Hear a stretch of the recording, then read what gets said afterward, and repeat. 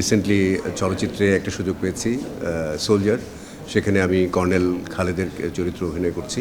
Megastar Shakib Khan যেহেতু এখানে আছেন, তারেক আনাম খান, তৌকির আহমেদ। এই সোলজার সিনেমায় আমার সাথে তার দুটো খুব মারাত্মক সিন ছিল। অনেক ডায়ালগ, অনেক কম্পোজিশন, অনেক হাঁটাহাঁটি ছিল। সাকিব খানের মতো ডেডিকেটেড আর্টিস্ট এবং ও চরিত্রের মধ্যে যেভাবে থাকে এবং একটা ইন্ডাস্ট্রিতে গত 26-27 বছর ধরে সে কন্টিনিউ কাজ করে যাচ্ছে, এটা চারটিখানি কথা না। সিনেমা ছাড়া কিন্তু তার ধ্যান জ্ঞানে আর কিছুই নাই। এজন্য day by day Shakib Khan যেভাবে নিজেকে মেগাস্টার পর্যায়ে নিয়ে গেছে এবং এক একটা স্ক্রিন পার্সোনালিটি যেভাবে সে তৈরি করেছে, এবং ইভেন আমি তো প্রথম তার সাথে কাজের অভিজ্ঞতা হলো। বান্ডেল থাকলে প্রতি সেনমানিতে টাকা বাঁচবে। বিকাশ সেনমানি বান্ডেল কিনে জিতুন প্রতি লেনদেনে। এবং তার আচার আচরণ নিয়ে তো কোনো সন্দেহই নাই, খুবই ভদ্র। সেটা আমি যখন আমি খুব দাপটের সাথে কাজ করি, একদিন এক শুটিং হাউসে গেছি আনন্দ বাড়িতে, তো দেখি গ্যারেজে উনি বসে আছেন, ওনার লেকের ধারে শট ছিলেন। তো আমি বলি, সাকিব আপনি আসেন, মেকআপ রুমে বসেন।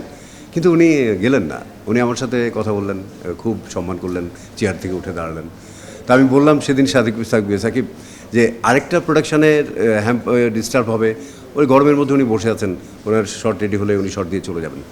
তো এই যে তার মধ্যে যে ডেডিকেশন এবং অনেস্টলি কাজ করার যে মানসিকতা, এবং সে কারণেই কিন্তু আজকে সে প্রতিদান হিসেবে তার পাচ্ছে সবার ভালোবাসা। এই সোলজার সিনেমায় আমার সাথে তার দুটো খুব মারাত্মক সিন ছিল।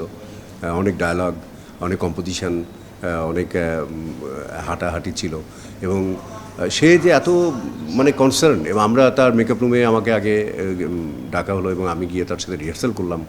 আমরা রিহার্সাল করে তারপরে এসে ক্যামেরার সামনে আমরা কম্পোজিশন করে আমরা শট দিলাম। এবং তার যতক্ষণ পর্যন্ত পছন্দ না হচ্ছে ততক্ষণ পর্যন্ত সে শট দিচ্ছে এবং কোনো ক্লান্তি নাই, এবং একটা আলাদা রকমের একটা যেন গ্লো, একটা আলো ছড়াই, একটা শটের মধ্যে একটা আলোকিত করে ফেলে। তো খুবই ভালো লেগেছে আমার, এবং আমি আশা করব সাকিব খানকে এরকম অনুসরণ করে আমরা যারা জুনিয়ররা আসছে তারা যেন বুঝতে পারে যে একজন শিল্পীর আসলে রিপ্রেজেন্টেশনটা কী, বা দায়িত্বটা কী, কমিটমেন্টের জায়গাটা কী। এবং শুধুমাত্র সে লাভবান না, পুরো ইন্ডাস্ট্রি কিন্তু এখন তার উপর দাঁড়িয়ে আছে। এফডিসি ধরনের এত বড় একটা ইন্ডাস্ট্রি, সেখানে কাজ হলে কিন্তু সবাই কাজ পায়, সবাই কিছু অর্থ রোজগার করতে পারে।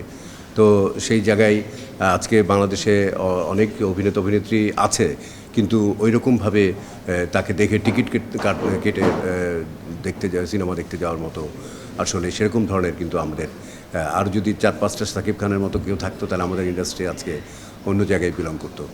তো আমরা যেন এটাই বলবো জুনিয়রদেরকে যে আপনারা অবশ্যই সিনিয়ররা যারা আজকে এত বড় জায়গায় এসছে, কিভাবে এসছে, তার জার্নিটাকে যদি ফলো করেন এবং তার মতো যদি একজন হিউম্যান বিং, একজন মানুষ, এবং তারপরে সে মেগাস্টার, মুখে সবসময় হাসি, বিনয়।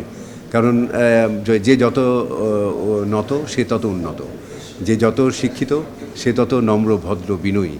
এবং অভিনেতারা তো বটেই, অভিনেতারা তো অনেক শিক্ষিত, স্বশিক্ষায় শিক্ষিত।